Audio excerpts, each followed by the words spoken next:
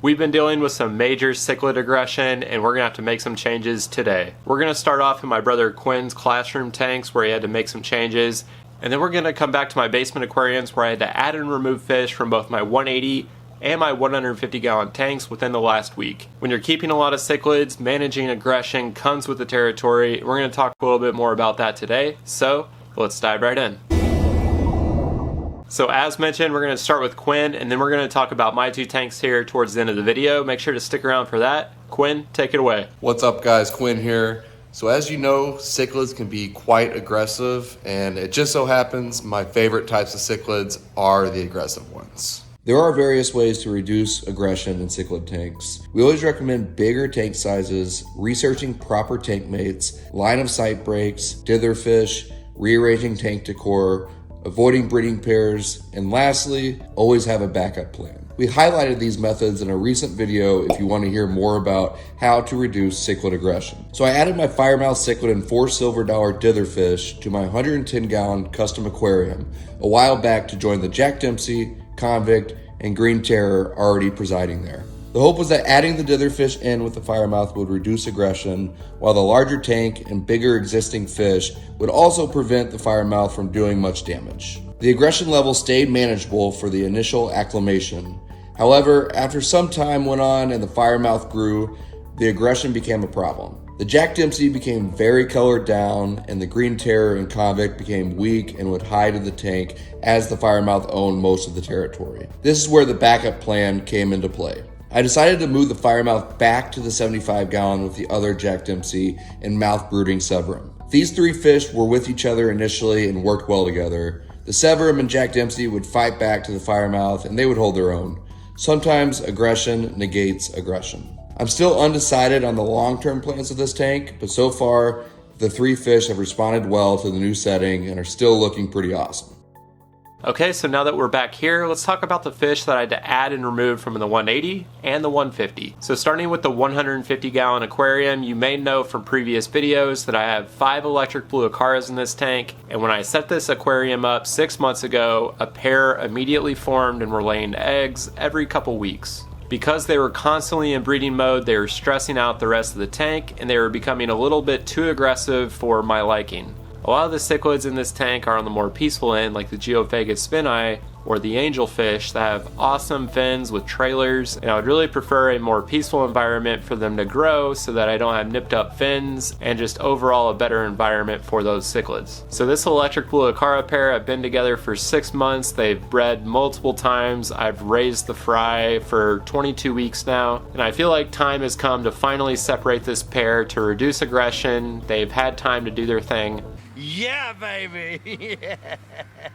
And luckily, I have a 180 gallon aquarium that also has South American cichlids that would definitely fit for one of the electric blue acara. So what I'm looking to do is take the male electric blue acara, which is slightly bigger, and move him into my 180 gallon aquarium. However, there is one problem, and that is that I believe the 180 gallon aquarium is kind of at its maximum limit in terms of stocking. And if I add this electric blue acara, I feel like I need to remove something out of the 180, possibly to put back in the 150, so that I'm not upsetting the balance too much or overcrowding one of the tanks. Look, perfectly balanced, as all things should be.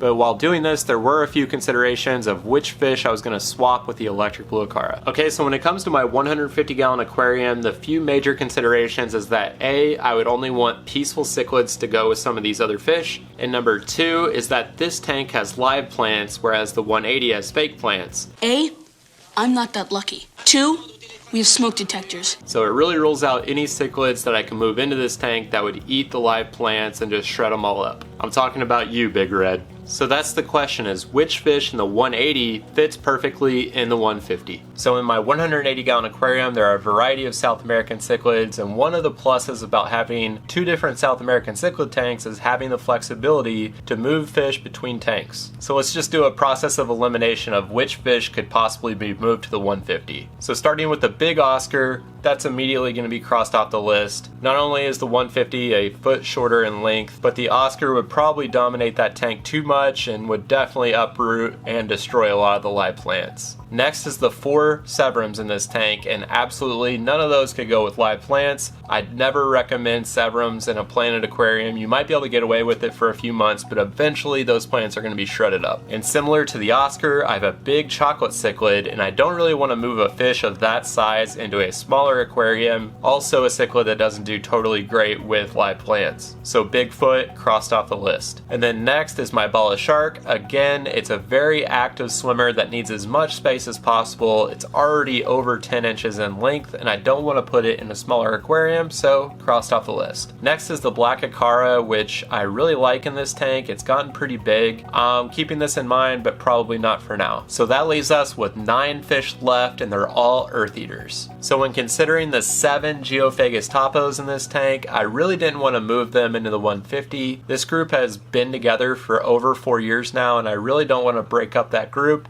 They do really well together. It's a really good ratio of males to females, so cross them off the list as well. And then I have my Geophagus dindacneri. It's a female, and I really considered this one. It probably could work in the 150, but the Geophagus dindacneri can be a little more aggressive than some of the other Geophagus species. I know this female here is definitely feisty. It needs as much of a territory as it can. So I decided to go with my last option in this tank, and that is the Satanoperca juripari. I've had this fish for 4.5 years now. It's about 6.5 to 7 inches in length, and it's probably one of the most peaceful cichlids I've ever kept, and we actually put it in our top 10 most peaceful cichlids list that we posted a few months back. I think this would be a perfect addition to the 150 because it's not too big, it's peaceful, and yeah, some earth eaters will uproot some live plants, but I have weighted them down, and there's other Geophagus in that tank, so I think it'll go really well in the 150. So the plan today is to remove the electric blue Acara male from the 150, breaking up that breeding pair, then taking out the Satanoperca juripari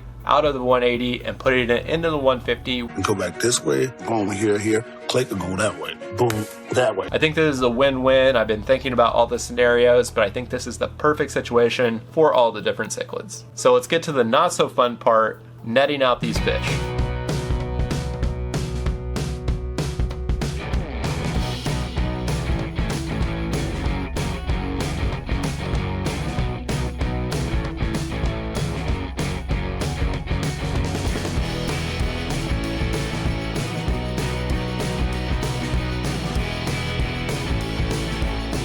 This electric blue Acara had been so nuts breeding in the 150. It was even defending its corner from algae scrapers. He actually fought against that algae scraper so much that he cut his head, and that's still healing right now, but you might see it a little bit. An external abrasion like that should be just fine. It's already started to heal since he's been in the 180. So next it was time to drain the 180 and get the juripari moved over to the 150.